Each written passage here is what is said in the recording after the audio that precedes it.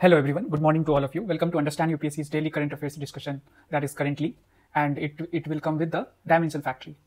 3 parts होते हैं हमारे डिस्कशन के. सबसे पहला पार्ट, सबसे छोटा part, and it is about the quote. I will give you a quote and आपको उसके एग्जाम्पल लिखने हैं. ठीक है, कहाँ? कमेंट सेक्शन में. और ऐसे फिलोसफिकल कोट देता हूँ जो एक पॉजिटिव आउटलुक भी आपको देता है. सेकेंडली, ये आपके एथिक्स एंड ऐसे पेपर के लिए इंपॉर्टेंट है कि हम कैसे एग्जाम्पल्स जनरेट कर सकते हैं उस पार्टिकुलर कोट को समझकर. ठीक है. Second part is the dimension factory. The dimension factory में मैं पार्ट वाइज मैनर में आपको सिखाता हूँ कि कैसे हम डायमेंशंस क्रिएट कर सकते हैं.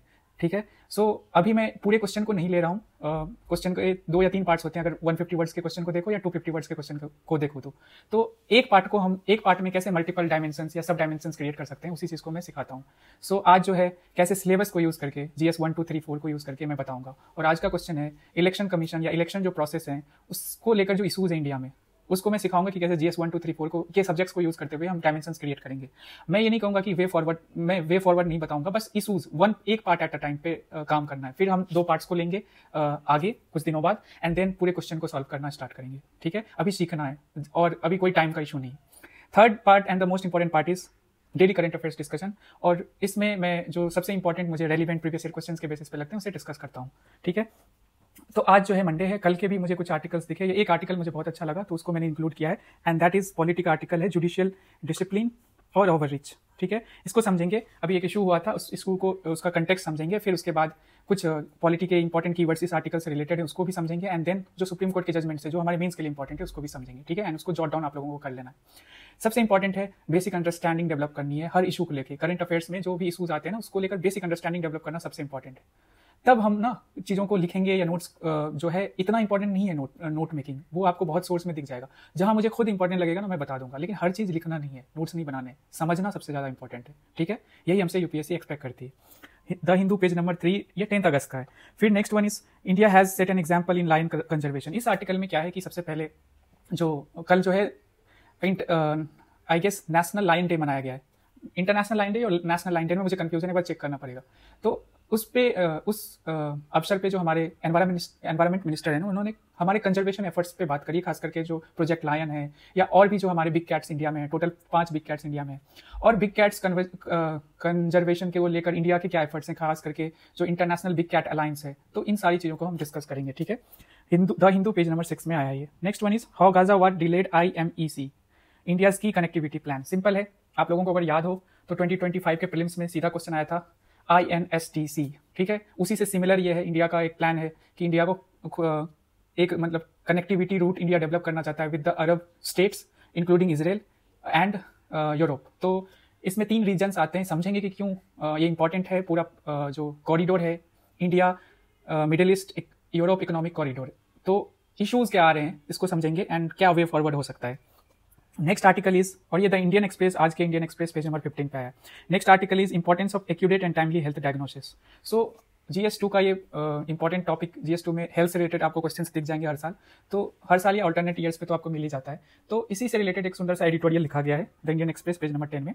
इसी को हम समझेंगे कि डायग्नोसिस कैसे इंपॉर्टेंट है और डायग्नोसिस अगर हम प्राइमरी हेल्थ केयर सेंटर्स या सब सेंटर्स पे स्टार्ट कर दे तो इससे कितना फायदा होने वाला है. ठीक है.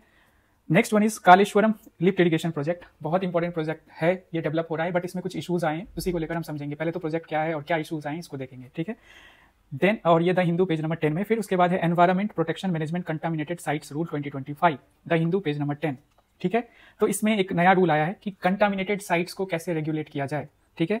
तो रेगुलेट किया जाए या मैनेज कैसे किया जाए. तो ये पहले तो समझेंगे कंटामिनेटेड साइट्स होते क्या है और क्या रूल आया है. ठीक है, यूनिक रूल आया है जिसको हम समझेंगे. सो ये एनवायरमेंट का टॉपिक है और कैसे हम पोल्यूशन को मैनेज करेंगे इसी से रिलेटेड है. ठीक है.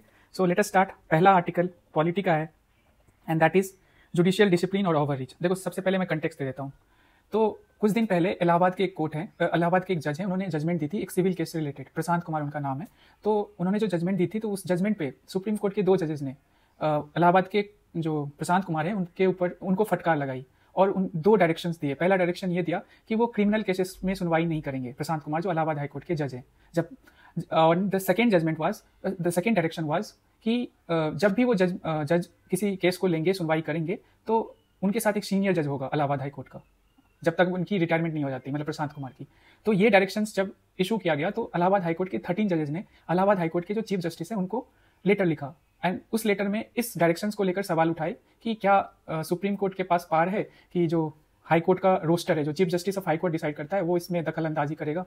तो जब ये लेटर गया इलाहाबाद हाई कोर्ट के चीफ जस्टिस के पास, तो उन्होंने इसे फॉरवर्ड किया to the supreme court, and supreme court ने फिर अपने जो डायरेक्शन वाले डिसीजन है उसको थोड़ा सा मोल्ड किया, चेंज किया, एंड बताया कि रूल ऑफ लॉ के लिए इंपॉर्टेंट है डायरेक्शंस देना, बट जो रोस्टर है वो chief justice of Allahabad high court या particular chief justice of the high court will only decide. ठीक है, रोस्टर जो होता है, रोस्टर क्या होता है ये समझेंगे।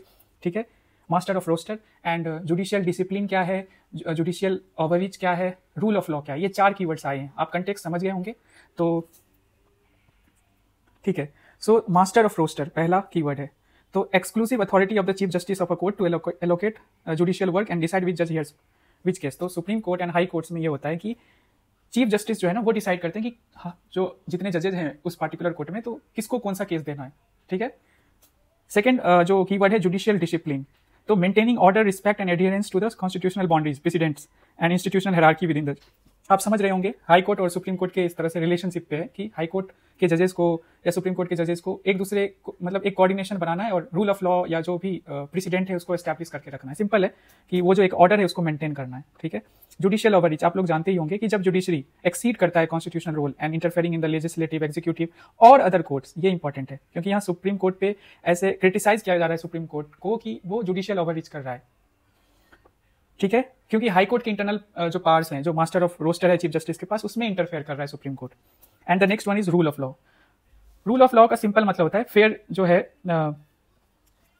मतलब कि इंस्टीट्यूशन या अथॉरिटी जो है वो लॉ से ऊपर नहीं है, इंडिविजुअल्स अथॉरिटीज ये लॉ से ऊपर नहीं है, लॉ सबसे इंपॉर्टेंट है। सो यही है रूल ऑफ लॉ।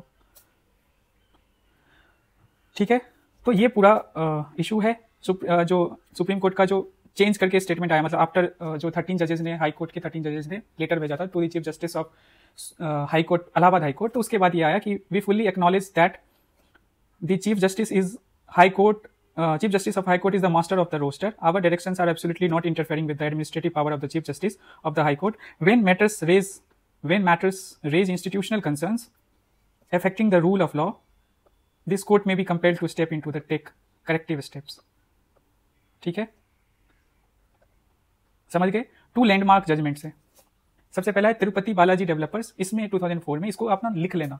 ठीक है, ये रिलेशन बिटवीन जुडिशरी ये supreme court and high court से रिलेटेड है। आपको क्वेश्चन दिखेगा प्रीलिम्स में भी और कभी कभी मेंस में भी कि कंपैरिजन की जाती है दोनों के पार्ट्स को, खास करके प्रीलिम्स में, लेकिन आप इसको मेंस में यूज कर सकते हो अगर ऐसा क्वेश्चन फ्रेम होता है तो।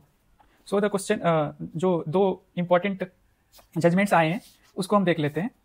पहला है तिरुपति बालाजी डेवलपर्स 2004 में, supreme court may guide high courts, ये सुप्रीम कोर्ट का ही जजमेंट है, as an elder brother but has no power of superintendence. ये याद रखना है, मतलब गाइड कर सकता है बट सुप्रिटेंडेंस में कोई पावर नहीं है। दूसरा जजमेंट है मायावरम फाइनेंशियल कॉर्पोरेशन 1991, ये मद्रास हाई कोर्ट का जजमेंट है। Chief justice of a high court has inherent power to decide the roster and allocate judicial work. मतलब चीफ जस्टिस जो हाई कोर्ट का है उसके पास इनहेरेंट पावर है कि वो मास्टर ऑफ रोस्टर है, वही डिसाइड करेगा कि कौन सा केस किसे जाना चाहिए। यहाँ क्या है ना कि क्रिमिनल केसेस के लिए उनके ऊपर डायरेक्शन आया था कि प्रशांत कुमार जो हाई कोर्ट के जज हैं इलाहाबाद हाई कोर्ट के, तो वो क्रिमिनल केसेस नहीं ले सकते। तो एक तरह से इनके चीफ जस्टिस के जो डिसीजन, मास्टर ऑफ रोस्टर वाला जो डिसीजन मेकिंग पावर है ना, उसको उसमें इंटरफेरेंस कर रही है सुप्रीम कोर्ट। ठीक है, अब रूल ऑफ लॉ से related we have previous year question 2018 में। रूल ऑफ लॉ क्या होता है, सिंपल समझो कि law is above all individuals and authorities, ये सिंपल समझना है। और इसमें पूछ रहा है मेन फीचर्स, ये ध्यान रखना है, मेन फीचर्स पूछ रहा है। तो लिमिटेशंस ऑफ पावर्स, तो लिमिट देखो रूल ऑफ लॉ में सिंपल है कि अथॉरिटी भी ऊपर नहीं होगी और ना इंडिविजुअल्स होगा। अथॉरिटी यहाँ स्टेट के 3 ऑर्गेन्स होते हैं ना, स्टेट के 3 ऑर्गेन्स का नाम बताओ आप लोग, judiciary, executive and the third one is legislature. तो ये भी ना लॉ से ऊपर नहीं हो सकते, ये ध्यान में रहे। एक मिनट।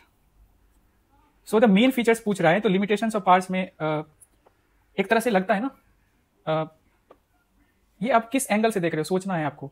इक्वालिटी बिफोर लॉ होगा ही, आर्टिकल 14 में क्लियरली लिखा हुआ है, और बताना किस कंट्री से ये लिया गया है। Equality of before law and equal protection of law, ये दोनों बताना है आर्टिकल 14 के जो प्रोविजन है उसमें है। ठीक है, third party is people's responsibility to the government, ये थोड़ा सा मेन फीचर्स आप देख लेना कि क्या होता है। मेन फीचर्स में क्या सिंपल है कि कैसे रूल ऑफ लॉ एस्टैब्लिश होगा। तो अब यहाँ पे ना इस एंगल से, इस साइड से देख रहे हैं, गवर्नमेंट के साइड से हम देख रहे हैं, जो 3 ऑर्गेन्स है उसके साइड से ज्यादा देखते हैं। ठीक है, सिंपल टर्म्स में इसको समझिए। And liberty and civil right, तो फंडामेंटल राइट्स तो लागू करोगे ही। तो फंडामेंटल राइट्स क्या है, लिमिटेशंस डालता है ओवर द गवर्नमेंट, ठीक है। सो आप देख लो क्या आंसर होगा, बता देना आप कमेंट सेक्शन में।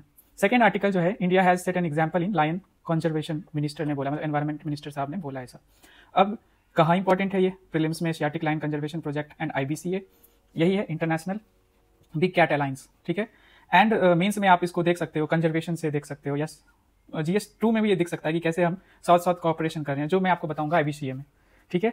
तो यूनियन जो एनवायरमेंट मिनिस्टर है भूपेंद्र यादव साहब, उन्होंने हाईलाइट किया कि वर्ल्ड लायन डे था, मतलब कल, ठीक है, बारदा वाइल्ड लाइफ सेंचुरी, जो कि गिर के अंदर ही आता है, मतलब गिर कह सकते हो जो पूरा रीजन है ना जिसमें कि एशियाटिक लाइन मिलते हैं, एक ही रीजन में इंडिया में मिलता है। इनफैक्ट एशियाटिक लाइन वर्ल्ड में एक ही रीजन है जहाँ पे इतनी पॉपुलेशन है। तो उन्होंने ये कहा कि कैसे हमने इंप्रूव किया है एज कम्पेयर टू 2019 की अगर बात की जाए, मतलब 5-6 ईयर्स में हम 674 हमारे पास लॉयन थे, अब जो है वो बढ़कर कितने हो गए 891। एंड ये प्रूव करता है इंडिया का, मतलब कंजर्वेशन एफर्ट्स को तो प्रूव ही करता है। दूसरा हमारा जो इंडियन कल्चर में India intimate relationship with the nature and wild life. आप बहुत सारे सोशल मीडिया पे देखते होंगे, वीडियो सरफेस करते हैं कि गुजरात में लॉयन जो है आता है और लोगों से इंटरेक्शन इस तरह से, मतलब इंटरेक्शन मतलब दूरी बनाकर ही, बट वो दिखते हैं बहुत से। तो एक बहुत ही इंपॉर्टेंट ट्राइब है इस कंटेक्स्ट में, मालधारी ट्राइब, मालधारी, जो भी प्रोनाउंसिएशन में भी आई माइट बी रॉन्ग। तो मालधारी ट्राइब जो है वो traditional pastoralist of Gujarat, mainly in Gir forest region. Livelihood इनका ट्राइब है, तो you know cattle rearing and milk production. Role क्या है इनका, तो कोएग्जिस्ट करते हैं ये एशियाटिक लाइन्स के साथ, ठीक है, और लायन के हैबिटेट में ही रहते हैं, ये भी इंपॉर्टेंट है, ठीक है। तो इस कम्युनिटी के बारे में आपको पता होनी चाहिए। अब जो कंजर्वेशन एफर्ट्स है ना, बस लॉयन तक लिमिटेड नहीं है इंडिया का। हमने टाइगर पॉपुलेशन जो दुनिया का है ना, वो इंडिया में 70% सॉरी, बहुत बड़ा चंक है, मतलब बहुत बड़ा नंबर है। इस स्नो लेपर्ड की बात की जाए तो उनका करेंट पॉपुलेशन इंडिया में 714 है, ठीक है। लेपर्ड है, स्नो लेपर्ड, तो यहाँ पे स्नो लेपर्ड की बात की जा रही है। एंड चीताज को भी हम रीलोकेट कर रहे हैं। तो टोटल जो 7 बिग कैट्स है दुनिया में, उसमें से 5 हमारे यहाँ है, इंक्लूडिंग चीता, एंड 2 नहीं है हमारे, मतलब इंडिया में नहीं है। एक तो है प्यूमा कह लो या प्यूमा जो भी है, एंड दूसरा जगुआर है, ठीक है। सो ये दोनों चीज़ें हैं कि हम 5 बिग कैट्स हमारे यहाँ हैं एंड हम उसके कंजर्वेशन के लिए काम कर रहे हैं। सो इसी बिग कैट कंजर्वेशन के लिए इंडिया ने एक अलायंस की मतलब इंडिया ने प्राइम मिनिस्टर मोदी के लीडरशिप में अलायंस स्टार्ट किया था, and that is international big cat alliance. इसके बारे में थोड़ा सा जान लेते हैं। Launch in 2023, headquarter New Delhi में है। फाउंडिंग मेंबर्स कौन कौन है, सॉरी यहाँ पे मैंने लिखा नहीं, मैं बोल देता हूँ। फाउंडिंग मेंबर्स मुझे याद है, इंडिया होगा ही, निकार गोवा आपको पता होगा, एक country important Latin American country है। फिर वी हैव एस्वाटिनी, ठीक है। ये कंट्री ना प्लीज आप लोग मैप पे देख लेना, you never no, UPSC can ask, देख लेना इसका लोकेशन कहाँ है। फिर सोमालिया आपको पता ही है, Horn of Africa, and Liberia, ठीक है। तो ये 5 कंट्री टोटल है, India, Nicaragua, Eswatini, Somalia and Liberia. ये 5 कंट्रीज जो है इंटरनेशनल बिग कैट अलायंस के फाउंडिंग मेंबर्स हैं। और दुनिया में 97 बिग कैट रेंज कंट्रीज हैं। तो इन्हीं के कंजर्वेशन को लेकर कंजर्वेशन एफर्ट्स जो है इंडिया ने स्टार्ट किया इन बाकी 4 कंट्रीज के साथ, ठीक है। और इसमें कवर करते हैं वही 7 जो मैंने अभी बिग कैट स्पीसीज के नाम लिए, tiger, lion, leopard, snow leopard and चीता। ये 5 हमारे पास अब हैं, पहले 4 थे, चीता नहीं था, and then jaguar and puma, ठीक है। एंड इस अलायंस का क्या ऑब्जेक्टिव है, तो global cooperation in big cat conservation, knowledge sharing, research and technology use, simple है, combat wildlife crime and illegal trade, promote ecotourism and sustainable livelihoods, ठीक है। मालधारी ट्राइब बहुत अच्छा एग्जाम्पल है, इसको आप मीन्स के लिए भी यूज कर सकते हो, कैसे को एग्जिस्ट करते हैं दोनों। और यही है, नेक्स्ट आर्टिकल पे हम बढ़ते हैं। बहुत ही सुंदर आर्टिकल है, सुंदर इन द सेंस कि इंटरनेशनल रिलेशन या जियो पॉलिटिक्स को और समझने में आपकी मदद करेगी, ठीक है। तो IMEC है क्या, ये India, middle east, Europe and economic corridor, EC for economic corridor. पर हम इन तीनों रीजन्स को कलेक्टिवली देख रहे हैं। तो यहाँ पे एशिया आ गया, वी हैव, ये देखो Asia, India is a important country of Asia या साउथ ईस्ट एशिया कह लो। फिर वी हैव सेकेंड ये अरेबियन पेनिनसुला आ गया, एंड थर्ड ये यूरोप आ गया, ठीक है, ये पूरा है यूरोप। सो इस कॉरिडोर की जो नींव रखी गई थी, G20 जो हमने इंडिया जब प्रेसिडेंट था या इंडिया जब ऑर्गेनाइज कर रहा था G20 जो सम्मेलन था, उसी में, ठीक है। तो just give me a minute. So G20 summit जो 2023 का हुआ था, इसी में इसको अनाउंस किया गया था। क्यों, रीजन क्या था इस IMEC का, तो boost trade and connectivity between India, Gulf nations and Europe. And इसका फायदा क्या है, it aims to cut shipping time to Europe by 40% compare to Red Sea route. जब हम ये रूट ऐसे फॉलो करते हैं ना, तो उसके कंपैरिजन में जब हम ये रूट फॉलो करेंगे IMEC वाला, तो 40% टाइम कम हो जाएगा, ठीक है। और रेड सी में एक और इशू है, हौती रेबल्स। तो इसके लिए जो अटैक शिप्स पे हो रहे थे हौती रेबल्स के द्वारा कुछ महीने या साल पहले, या अभी भी हो रहे हैं, मतलब अब तो कम हो गए बहुत, लेकिन इशूज अभी भी है ये वाला। तो इसलिए ये रूट बहुत इंपॉर्टेंट हो जाता है, स्पेशली यूरोपियन कंट्रीज के लिए भी। ठीक है, तो ये जो पूरा रूट है इकोनॉमिक इंटीग्रेशन के लिए, कनेक्टिविटी जो डेवलप की जा रही है पूरे रीजन में, तो इन पूरे तीनों इलाकों के लिए इंपॉर्टेंट, तीनों रीजन्स के लिए इंपॉर्टेंट है। ठीक है, इसके दो लेग्स हैं, एक ईस्टर्न लेग है, दूसरा वेस्टर्न लेग है। अब ईस्टर्न लेग क्या है कि यहाँ से इंडिया से स्टार्ट होगा, इंडियन वेस्टर्न जो इंपॉर्टेंट पोर्ट्स है वो कनेक्ट होगा कहाँ, यूएई। देख लो यूएई में जेबल अली जो पोर्ट है वहां तक हम सी रूट के थ्रू जाएंगे। ये सी रूट का मतलब डॉटेड लाइन से सी रूट हम प्रेजेंट इस मैप में किया गया रिप्रेजेंट। एंड ये जो रेड कलर का कंटिन्यूअस लाइन है इसको हमने ट्रेन रूट के लिए यूज किया है। ठीक है, एक मिनट, हाँ ये तो दिया हुआ है रेल रूट या ट्रेन रूट जो भी है। तो ईस्टर्न लेग में इंडिया यूएई तक हम जाते हैं वाया सी। ठीक है, then high speed freight rail through UAE इधर से, एंड यूएई से Saudi Arabia and Jordan to Haifa Israel. Haifa Israel का सबसे इंपॉर्टेंट पोर्ट है जो मेडिटेरेनियन सी के साथ मतलब बॉर्डर शेयर करती है। ठीक है, उसी के कोस्ट पे है। तो यहाँ तक आना है थ्रू ट्रेन कनेक्टिविटी। अब कौन कौन सी कंट्रीज में इंक्लूड हो गई ये थोड़ा सा मैं बता देता हूँ। इंडिया हो गई, अब मिडिल ईस्ट में कौन सी कंट्री है ये सबसे इंपॉर्टेंट है, यहीं पे इशू है जो हमें समझना है।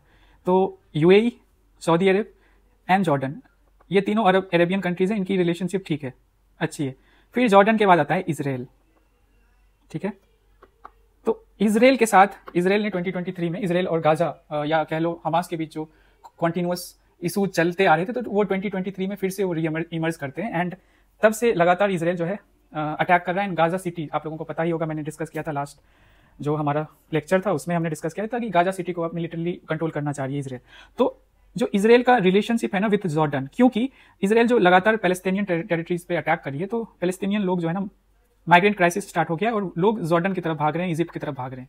तो एक माइग्रेंट क्राइसिस आ गई है, एंड जिसकी वजह से इजराइल एंड जॉर्डन के बीच में जो रिलेशंस बेटर हो रहे थे वो खराब होने लगे हैं।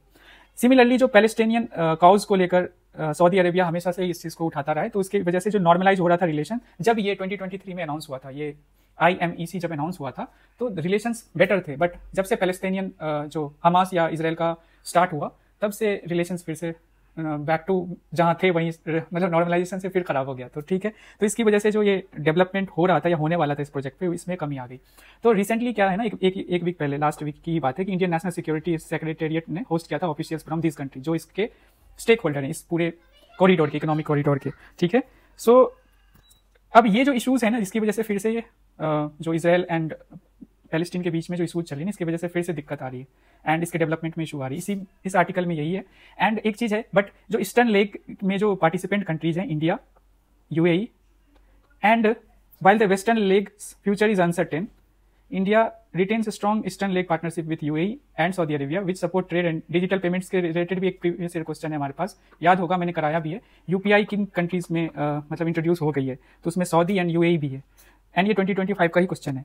तो Saudi Arab, India and UAE के बीच में बहुत अच्छी रिलेशन है। बट अगेन वेस्टर्न जो लेग है, इजराइल से देखें अगर तो हम हाइफा पोर्ट से, तो वो मतलब दोनों को साथ ही देख सकते हैं वैसे, क्योंकि ईस्टर्न लेग का ही पार्ट है इजराइल भी, जॉर्डन इंक्लूड अगर हम कर लें तो, and Saudi Arabia. So progress जो है हिंडर्ड हो गया by geopolitical tensions, specially Israel action in Gaza making near term implementation unlikely.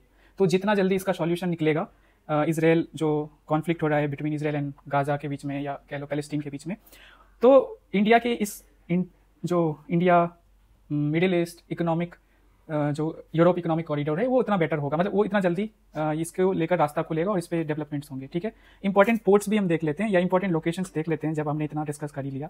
तो सबसे है इंडिया का वेस्टर्न कोस्ट के इंपॉर्टेंट जो है मुंबई होगा या गुजरात के पोर्ट्स होंगे। फिर भी हैव यूएई में जबल अली जो है वो इंपॉर्टेंट पोर्ट है। फिर यहाँ से रेल कनेक्टिविटी स्टार्ट होगी, तो अल गुहैफत, माफ करना प्रोनाउंसिएशन के लिए। फिर भी हैव हरादा सऊदी अरेबिया में, ये भी यूएई में है, अल गुहैफत। ठीक है, फिर उसके बाद भी have Riyadh, Al Haditha in Saudi Arabia. ठीक है, इजराइल हाइफा एंड पिरायसस, ठीक है, ग्रीस में। तो इस तरह से हम इसको कनेक्ट करेंगे। ठीक है, आगे बढ़ते हैं, फिर नेक्स्ट आर्टिकल में जाते हैं। प्रोनाउंसिएशन पे मत जाना, ये इंपॉर्टेंट है, जो लोकेशन से उसको हमें देखना, और याद रहे तो ठीक है, वरना तब भी ठीक है। लेकिन you can expect a question on it, क्योंकि जैसे पूछा ना INSTC पे क्वेश्चन 2025 में, तो ये बहुत ही ज़्यादा एम्बिशियस प्लान है इंडियन गवर्नमेंट का, इसको डेवलप करना, तो क्वेश्चन आगे भी आ सकता है। नेक्स्ट आर्टिकल है हमारा रीचिंग आउट टू पेशेंट्स, ठीक है। ये डायग्नोसिस पे है, डायग्नोसिस कैसे हम प्राइमरी हेल्थ केयर सेंटर्स पे बेटर कर सकते हैं या उसको इंट्रोड्यूस कर सकते हैं, सो दैट जितना इजी डायग्नोसिस, जितनी जल्दी डायग्नोसिस होगी उतना ज़्यादा बेटर वे में हम लोगों को जल्दी ट्रीट कर पाएंगे, जो कि बहुत एसेंशियल है। GS2 के हेल्थ वाले सेक्शन में है ये, इससे रिलेटेड क्वेश्चंस आते हैं, या आप इससे पॉइंट्स जनरेट अपने आंसर्स में इसको इंक्लूड करोगे तो और अच्छे पॉइंट और अच्छे आंसर्स निकलेंगे, ठीक है। तो इसमें दो पॉलिसी जो है नेशनल हेल्थ पॉलिसी 2017, जिसमें यूनिवर्सल हेल्थ कवरेज की बात की गई है, एंड ऑल्सो SDG जिसका इंडिया सिग्नेटरी है, वहाँ भी इंडिया ने यूनिवर्सल हेल्थ कवरेज को लेकर कमिटमेंट कर रहा है। तो आपको ये बताना है अभी कमेंट सेक्शन में कि हम सबको पता है SDG 3 में हेल्थ से रिलेटेड जो है गोल है, आपको एग्जैक्टली बताना है कि यूनिवर्सल हेल्थ कवरेज को लेकर अंडर SDG 3 में कौन सा ऐसा पॉइंट है जो कि इसकी बात करता है, UHC की बात करता है, ठीक है। तो समरी हम देख लेते हैं इस एडिटोरियल का। तो इंपॉर्टेंट डायग्नोसिस, जो इंपॉर्टेंस ऑफ डायग्नोसिस क्या है, accurate and timely health diagnosis depends on medical history, clinical examination and laboratory test. Current gap क्या है, सिंपल है, लैक ऑफ डायग्नोस्टिक जो फैसिलिटीज नहीं है हमारे पास, खासकर रूरल एंड रिमोट एरियाज में, results in misdiagnosis and delayed treatment, ये खतरा है। अब पॉलिसी की मैंने वैसे बात कर ली है, वही UHC है जो कि हमने कमिट किया है नेशनल हेल्थ पॉलिसी 2017 में, and SDGs mandates comprehensive health services but many diagnostics are unavailable at last mile, ठीक है। प्राइवेट वर्सेस पब्लिक को भी दिखाया गया है कि private sector diagnostics are mostly urban centric होते हैं, और पब्लिक हेल्थ केयर जो है needs to expand point of care devices. Simple है, पॉइंट ऑफ केयर डिवाइसेस क्या है कि जिन फैसिलिटीज से हम अर्ली डायग्नोसिस कर लेते हैं, ठीक है, पास के इलाकों में, मतलब हमारे घर से हमें ज़्यादा दूर नहीं जाना पड़ता। सो टू सब centres and PHC, primary health care centres and wellness centres. अब इसमें हम टेक्नोलॉजीज की यूज कर सकते हैं, जैसे for example we have telediagnosis, telemedicine सुना है, टेली डायग्नोसिस भी हो सकता है, मॉलिक्यूलर जो डायग्नोस्टिक्स हैं इसको भी हम कर सकते हैं, सेमी ऑटो एनालाइजर्स, ठीक है। ये टेक्नोलॉजी को भी यूज कर सकते हैं इसमें, जिससे इनहेंस हो जाए ये पूरा प्रोसेस। फिर वी हैव ICMR रिकमेंडेशन ने दी है, ICMR जो है उसने रिकमेंडेशन भी दी है कि PHC and sub centres should conduct test for TB, malaria, dengue, hepatitis B and diabetes, ठीक है।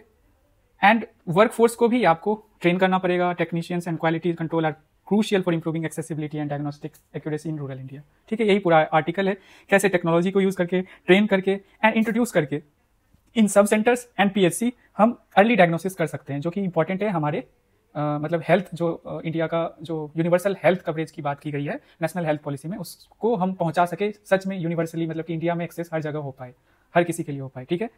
Let's go to the next article and that is what is Telangana's Kaleshwaram project. ये प्रीलिम्स में पूछा गया है क्वेश्चन कालेश्वरम प्रोजेक्ट के बारे में। तो सिंपल है, कालेश्वरम जो लिफ्ट इरिगेशन प्रोजेक्ट है, KLIP, multipurpose project on the Godavari river, ये याद रखना है, और कहाँ, तेलंगाना में, ठीक है। यही PYQ में था।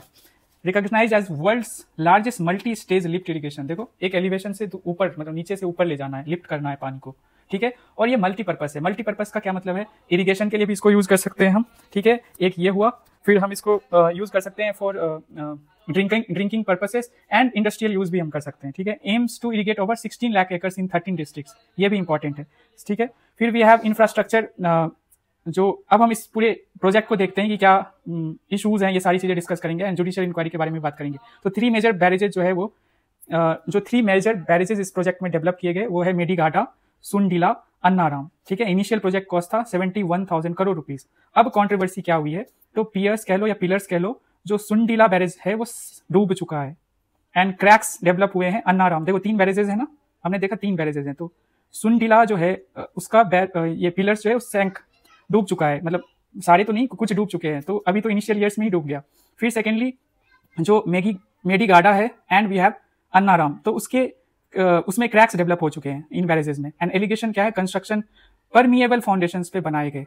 अब देखो एक और इशू है कि लोकेशन शिफ्ट की गई, तो ओरिजिनली जो है प्लान किया गया था तुम्ही देहाती जो है लोकेशन था, वहां ओरिजिनली प्लान किया गया था, बट बाद में उसको मेडीघाटा शिफ्ट कर दिया गया था। कहा गया रीजन कि वाटर अवेलेबिलिटी एक कंसर्न था, ठीक है। फिर इस इशू को कांग्रेस जब इलेक्शन हो रहा था, last assembly election in Telangana, तो कांग्रेस जो मतलब लीडर्स थे एट दैट टाइम या अभी हैं, उन्होंने बोला था कि इस इशू में, इस प्रोजेक्ट में बहुत करप्शन हुए हैं, तो इसकी जांच होगी। तो जब कांग्रेस आई, यही पॉलिटिकल एंगल है, तो इसको लेकर प्रॉब हो सके तो उन्होंने एक जज की इंक्वायरी कमेटी बनाई, that is justice Pinaki Chandra Ghosh. उन्होंने एग्जामिन किया है with 110 witnesses and over 15 months में पूरा हुआ है प्रोसेस, और रिपोर्ट सबमिट किया 31 जुलाई। अब जो ये रिपोर्ट सबमिट किया है ना, तो इस रिपोर्ट को नेक्स्ट जो असेंबली जो सेशन होगा उसमें रिपोर्ट में क्या क्या है वो सारी चीजें गवर्नमेंट जो है रखेगी इन द लेजिस्लेचर, ठीक है। तो यही पूरा प्रोजेक्ट है, हमें बेसिक समझना है कि कालेश्वरम लिफ्ट इरिगेशन प्रोजेक्ट है क्या, कहाँ है, किस रिवर पे है, अगर बैरेजेस के बारे में भी थोड़ा जान पाए तो क्या है, maybe you never know, so मेडी गाटा, सुंडिला, अन्नाराम, ये सारी चीजें, ठीक है। दैट्स इट, पॉलिटिकल एंगल हमारे लिए इंपॉर्टेंट नहीं है। Let's go ahead, next article, and I think it's the last article of today's discussion is contaminated sites को लेकर नया रूल आया है, ठीक है। हम देखेंगे कंटामिनेटेड साइट्स होते क्या है, उसकी डेफिनेशन देख लेते हैं। तो एज पर सीपीसीबी, ठीक है, बताना कि किस एक्ट के अंदर सीपीसीबी एक स्टैट्यूटरी बॉडी क्रिएट की गई थी, ठीक है, central pollution control body.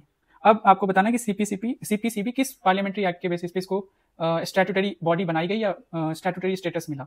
Late us go to the definition. Contaminated sites are where hazardous other waste were dumped historically leading to contamination of soil, groundwater and surface water, posing risk to human health and environment। Simple समझो कि historically ऐसे sites जहाँ पे dump किए जाते हैं जो waste हैं, हैजार्डस हो या जिससे क्या इंपैक्ट पड़ता है कि soil, ground water, surface water सब पे इशू आता है, इससे ह्यूमन हेल्थ एंड एनवायरमेंट जो है वो पोल्यूट होता है, मतलब उससे उन पे डायरेक्ट इंपैक्ट आता है इसकी वजह से।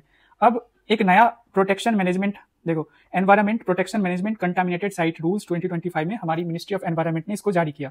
अब इंपॉर्टेंट अगेन क्यों है, तो ये रूल्स से रिलेटेड आपको प्रीलिम्स में बहुत बार क्वेश्चन दिखते हैं। एक एनवायरमेंटल रिलेटेड जो रूल्स आती है या पॉलिसी आती है उस पर आपको क्वेश्चन दिखते हैं। दूसरा है कि हैजार्डस वेस्ट को कैसे हम डील करेंगे, कैसे मैनेज करेंगे, तो इससे रिलेटेड आप एनवायरमेंट जो हमारा GS3 है उसमें क्वेश्चन देख सकते हो मेंस में, ठीक है। तो Environment Ministry notified new rules under the Environment Protection Act, Environment Protection Management of Contaminated Site Rules 2025, first legal structure for managing chemically contaminated sites in India। अब क्यों नेसेसरी है, तो पहले अर्लियर जो no regulation for hazardous waste site management नहीं था, अब इसीलिए ये इंपॉर्टेंट हो जाता है, पहले नहीं था इसके लिए इसको लाया गया है। तो एक चीज है ये इंडस्ट्रियल यूनिट्स, हाँ, सो some of the sites were developed when there was no regulation on management of hazardous waste। In some instances, polluters responsible for contamination have either closed down their operations or cost of remediation is beyond। तो जब इन sites को deal किया गया ना, तो या तो हाँ, तो इतना रेमिडिएशन का कॉस्ट था ना, तो जिन्होंने पोल्यूटर्स ने ऐसे साइट्स को मैनेज करने की कोशिश की, तो इतना ये कॉस्ट था ना जिसकी वजह से वो मैनेज नहीं कर पाए, ठीक है। Close due to high remediation cost and limited capacity, ये भी कैपेसिटी भी लिमिटेड था, ठीक है। अब इसमें इंक्लूड क्या क्या होते हैं, landfills, dumps, spill sites, hazardous waste handling and storage area. अभी तक टोटल 103 ऐसे हैजार्डस साइट्स जो हैं वो इंट्रोड्यूस, देखो, there are 103 such sites identified across the country, contaminated sites, ठीक है। अब बैकग्राउंड मतलब देख लो कि कैसे डेवलपमेंट हुआ, हम यहाँ तक कैसे आए हैं। तो सबसे पहले begin in 2010 under the capacity building programme for industrial pollution management project, ठीक है। क्या है, capacity building programme for industrial pollution management project 2010। अब टास्क क्या था कि inventory of probable contaminated sites पहला होगा, इसमें 3 टास्क हैं mainly, guidance document for the assessment remediation, तीसरा है legal institutional financial framework for remediation now fulfilled. यही तीसरा पार्ट, जो दूसरा फर्स्ट एंड सेकंड चीजें हो गई थी। तीसरा था legal institutional and financial framework for remediation, जो है इस रूल के थ्रू ये आ गया, ये इंस्टीट्यूशनलाइज्ड हो गया, ठीक है। अब एक्सटेंट, तो इसमें बस ये है कि आर्टिकल में है इतने 189 केमिकल्स मार्क किए गए हैं under the hazardous and other waste rules 2006, मतलब इतने केमिकल्स हैजार्डस केमिकल्स में काउंट होते हैं इस रूल जो है 2016 वाले रूल के अंदर। अब न्यू रूल प्रोविजंस क्या है, अभी जो नया आया है 2025 में, तो इसमें डिस्ट्रिक्ट एडमिनिस्ट्रेशन जो है सबमिट करेगा half yearly report on suspected contaminated sites. Second है state board reference organisation to give preliminary assessment within 90 days, then 3 months for detail survey. Simple है। फिर उसके बाद public disclosure of contaminated sites किया जाएगा, बताया जाएगा लोगों को, and persons responsible for contamination to pay for remediation, health centre state will arrange the recover cost, criminal liability for the contamination causing loss life damage covered under भारतीय न्याय संहिता। ये भी है, मतलब कि आपके ऊपर क्रिमिनल केसेस भी हो सकते हैं अगर कंटामिनेशन करते हो तो। यार इतना याद तो नहीं रहता है, टू बी वेरी ऑनेस्ट, बस बेसिक समझ लो, थोड़ा बहुत देख लो, अगर याद रहता है तो ठीक है, एल्स हम इसको मतलब कि अंडरस्टैंडिंग हमने डेवलप कर ली कि कैसे कंटामिनेटेड साइट्स क्या है, क्या रूल्स आए हैं, और रूल्स में अगर जो प्रोसेस है, न्यू प्रोविजंस है, उसको थोड़ा बहुत देख लेना है, ठीक है। और क्रिमिनल प्रोविजंस हैं। अब आज का MCQ है first, second, third, fourth and fifth. Answer मैं बता देता हूँ 9 अगस्त वाला, ठीक है। Just give me a minute. First का D, सेकेंड का D, थर्ड का C, फोर्थ का D एंड फिफ्थ का B। ये आंसर है 9 अगस्त के क्वेश्चंस के लिए, ठीक है। अब ये क्वेश्चंस भी आपको आज अटेम्प्ट करने हैं, मैंने 1 वर्ड वाला ही क्वेश्चन दिया है, सिमिलर टू स्टेट PCS वाला, एंड इसके आंसर्स मैं कल बताऊंगा।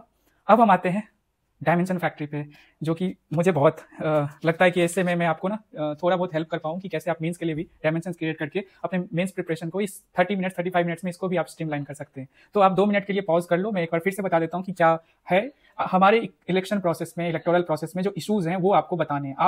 आपके लिए मैं एक क्लू देता हूँ कि आप GS 1, 2, 3, 4 के जो सब्जेक्ट्स जो आ रहे हैं उसमें उसको यूज करके डायमेंशन क्रिएट कर सकते हो, ठीक है। बट 2 या 3 मिनट ले लो, ब्रेनस्टॉर्म करो, पॉज करके ब्रेनस्टॉर्म करो, and then thereafter you should look at this explanation, ठीक है। यही है आज का। तो आप पॉज कर लो, मैं अपना बता देता हूँ, क्योंकि वेट करूंगा तो वीडियो का लेंथ बहुत बढ़ जाएगा, ठीक है। So let us start. सबसे पहले GS 1 से हम स्टार्ट करते हैं, सिंपल। GS 1 में हिस्ट्री से स्टार्ट करते हैं, ठीक है। सो हिस्ट्री में कॉलोनियल लेगेसी स्टार्ट हुई। कॉलोनियल मतलब जब हम इंडिपेंडेंट नहीं थे, इंडिपेंडेंस हमारी नहीं हुई थी, तो 1919 एक्ट की बात की जाए, गवर्नमेंट ऑफ इंडिया एक्ट, तब से ही इलेक्शंस हो रहे हैं, बट तब लिमिटेड फ्रेंचाइज थी।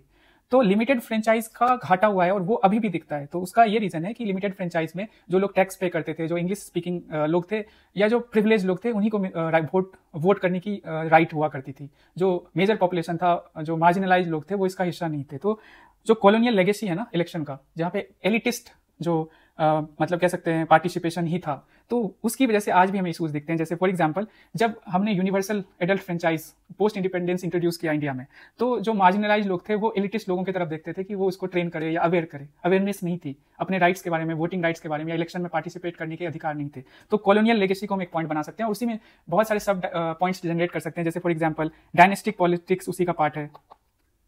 आज भी आप देखोगे प्री इंडिपेंडेंस से पहले कुछ फैमिली जो, वैसे वो कंप्लीटली बुरा नहीं है, बट बस एक ही फैमिली से आए तो वो इशू होता है कि और लोगों को फिर मौका नहीं मिलता जो कैपेबल होते हैं।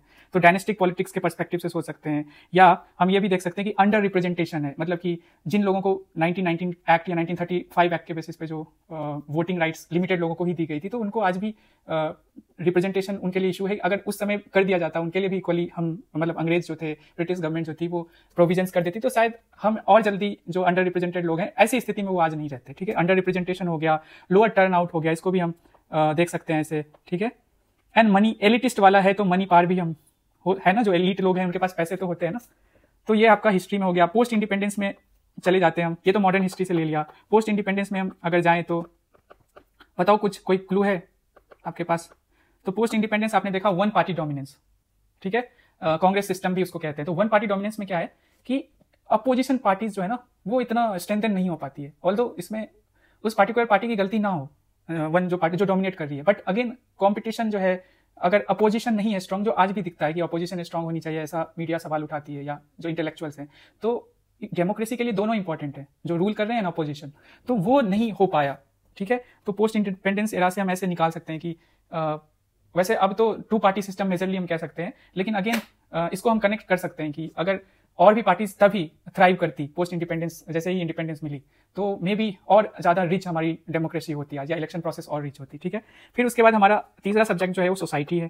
सोसाइटी में आप बहुत सारे पॉइंट्स निकाल सकते हो, जैसे फॉर एग्जांपल सोशल पोलराइजेशन होता है ना इलेक्शन प्रोसेस में इशू। आइडेंटिटी पॉलिटिक्स 2 तरीके से हो सकता है, एक तो कास्ट कम्युनिटी के बेसिस पे,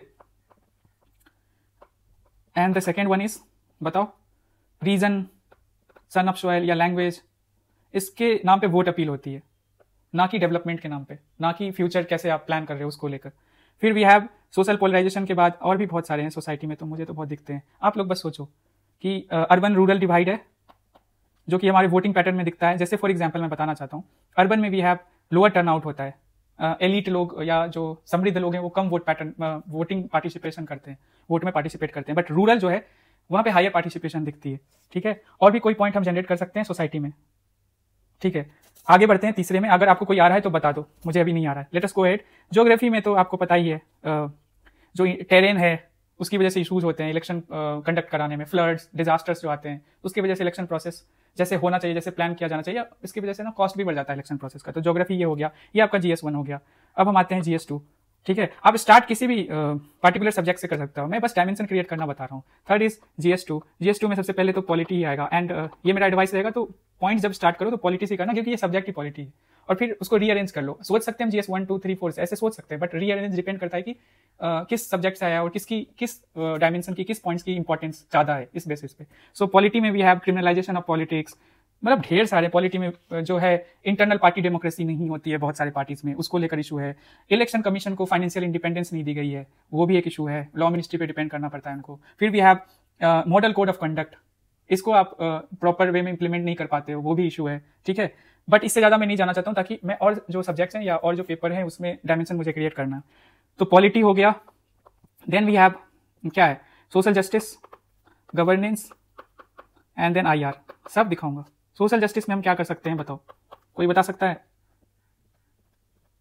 अभी जो SIR हो रहा है, तो जो वल्नरेबल सेक्शन है इलेक्शन कमीशन की एक्सरसाइज की वजह से, जो वो रिवाइज कर रहे हैं इलेक्टोरल रोल को, तो वो जो इलेक्टोरल रोल से उनके नाम मिस हो सकते हैं, तो वल्नरेबल सेक्शंस का को कैटर करना इंपॉर्टेंट है ना। तो ऐसे हम कनेक्ट कर सकते हैं पॉइंट। और भी कुछ आ रहा है तो आप इंक्लूड कर सकते हो। मैंने ये रिसेंट एग्जांपल यूज किया है कि वल्नरेबल सेक्शन खास करके जो माइग्रेंट वर्कर्स हैं उनको इशू आ सकती है और आ रही है, इनफैक्ट आ रही है। फिर वी हैव गवर्नेंस। गवर्नेंस में क्या हो सकता है, रूल ऑफ लॉ को ये हम देख रहे हैं जो इलेक्शन कंडक्ट करवा रहे हैं उनके एस्पेक्ट में हम सोच रहे हैं, तो रूल ऑफ लॉ या जो इन्फोर्समेंट करना, हमारा मॉडल कोड ऑफ कंडक्ट, यहाँ पे भी कभी कभी ऐसा क्रिटिसाइज किया जाता है इलेक्शन कमीशन को, जो वहां पे वो पार्शियलिटी दिखाती है, ऐसा क्रिटिसिज्म होता है। तो ये भी इंपॉर्टेंट है, गवर्नेंस एस्पेक्ट से भी आपको देखना है कि आपको सबके लिए फेयर होना पड़ेगा। फिर वी हैव IR। IR में क्या डायमेंशन क्रिएट कर सकते हो, सबसे बड़ा डायमेंशन तो मुझे ये दिखता है कि आप जो फंडिंग के थ्रू पॉलिटिकल पार्टीज को इन्फ्लुएंस करते हो, और कई बार मीडिया रिपोर्ट्स में आपको दिखा होगा कि कुछ पॉलिटिकल पार्टीज पे आरोप लगे हैं कि उनको इंटरनेशनली फंड करके इंडिया में जो इलेक्शन है उसको टेम्पर किया जाता है। तो एक ये भी एस्पेक्ट है, एंड FCRA के थ्रू जो कंट्रीब्यूशन होता है, तो आप लोग अगर इसको पढ़ोगे तो और समझ आएगा। फिर वी हैव GS3। आ जाओ GS3 में। GS3 में क्या क्या हो सकता है, कोई बताना चाहेगा? इकोनॉमिक्स से स्टार्ट करें, चलो। फ्री वीज सबसे बड़ा इशू है इलेक्शन इंडिया के डेमोक्रेटिक प्रोसेस में, मुझे लगता है one of the most important issue. Free कर देना सब कुछ, है ना। फिर उसके बाद जो लिमिट्स होती हैं उसको एक्सीड करना, जितने रुपीज में तय किया गया। बताओ MPs के लिए कितनी लिमिट है कि वो कितना खर्च कर सकते हैं इलेक्शन में, MLAs के लिए, मतलब कि ये Lok Sabha and Rajya Sabha, sorry legislative assembly, ठीक है, ये बताना। तो ये एक तो लिमिट एक्सीड करते हैं मतलब कि खर्च करने में, ठीक है, कैंडिडेट्स या पार्टीज, वैसे तो कैंडिडेट्स को ही देखा जाता है, काउंट किया जाता है। फिर वी हैव और क्या हो सकता है, कुछ सोच सकते हो? मनी जो है वो मतलब, हाँ मनी तो मैंने इसको बता दिया ना, मनी पार तो शुरू में ही बता दिया था इलिटिस्ट वाले में, ठीक है, इसको वो बार बार रिपीट नहीं करना। चलते हैं फिर दूसरे सब्जेक्ट में, साइंस एंड टेक। कुछ आ सकता है आपके दिमाग में, बहुत कुछ आ सकता है मुझे। इलेक्शन कमीशन के EVM या VVPAT, इन दोनों पे सवाल खड़े किए जाते हैं। फिर वी हैव, ये तो है ना साइंस एंड टेक से रिलेटेड। फिर वी हैव साइबर सिक्योरिटी, है ना, ये भी इशू, वोट डेटाबेस, हैकिंग, ये सारी चीजें, टेम्परिंग। फिर वी हैव सोशल मीडिया, इसको तो अब एक्सेसिवली यूज करती है पार्टीज, कैंडिडेट्स, और खास करके डीप फेक्स वीडियोस, आपको पता है ना। और ये वीडियो जो है वो 2024 के लोकसभा इलेक्शंस में बहुत ज्यादा ये यूज किया जा रहा था और गलत तरीके से यूज किया जा रहा था, ठीक है। साइंस एंड टेक के बाद हम क्या और ऐड कर सकते हैं बताओ?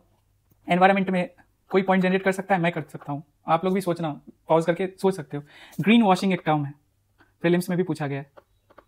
अब मुझे इसमें ये बताना है कि जैसे सिंबॉलिक ट्री प्लांटेशन करते हैं नेता लोग इलेक्शन के टाइम में, उससे पहले, तो वो एक्चुअली जो करते हैं और जो होता है उसमें बहुत डिफरेंस होता है। मतलब कंजर्वेशन के नाम पे जो शो करते हैं और पर्यावरण प्रेम, ये एक्चुअली इसमें बहुत डिफरेंस है, ठीक है। तो ग्रीन वॉशिंग हम यूज कर सकते हैं जो सिंबॉलिक ट्री प्लांटेशन करते हैं इलेक्शन कैंपेन में, ठीक है। देन वी हैव ऑलमोस्ट सारे GS3 के सब्जेक्ट्स कवर हो गए इंपॉर्टेंट। GS4 में तो आपके पास एथिकल जो कैंपेनिंग में डिक्लाइन आया है, डिक्लाइन इन एथिकल कैंपेनिंग, जैसे पर्सनल अटैक्स किए जाते हैं, चोर डाकू, ये सारी चीजें बोल दिया जाता है अपोजिशन के लीडर्स को, तो अपोजिशन पार्टीज के लीडर्स को, तो ये हो गया एथिकल जो कैंपेनिंग है उसमें डिक्लाइन आया है।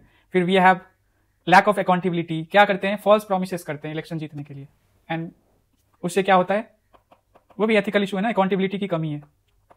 फिर वी हैव, और सोचो आप लोग, इंटेग्रिटी वर्ड यूज कर सकते हो, जो बोलते हो, जो सोचते हो, जो बोलते हो और जो आप इंप्लीमेंट करते हो उसमें बहुत डिफरेंस है, ठीक है। या फंडिंग में इशू है, पॉलिटिकल पार्टीज की फंडिंग में सिक्रेसी ऑफ फंडिंग में आप कह सकते हो इट इज अ इशू। और या एक और चीज मैं पॉइंट जनरेट कर सकता हूँ, वल्नरेबल सेक्शन होते हैं ना, उनको भी मतलब उनको भी एक्सप्लॉइट करते हैं अच्छे से, कैसे, कास्ट बेस्ड प्रोमिसेस करके, और फुलफिल नहीं करते। तो वल्नरेबल सेक्शन के एस्पेक्ट से इस पॉइंट को हम ऐड कर सकते हैं सोशल जस्टिस पार्ट में भी, GS2 के।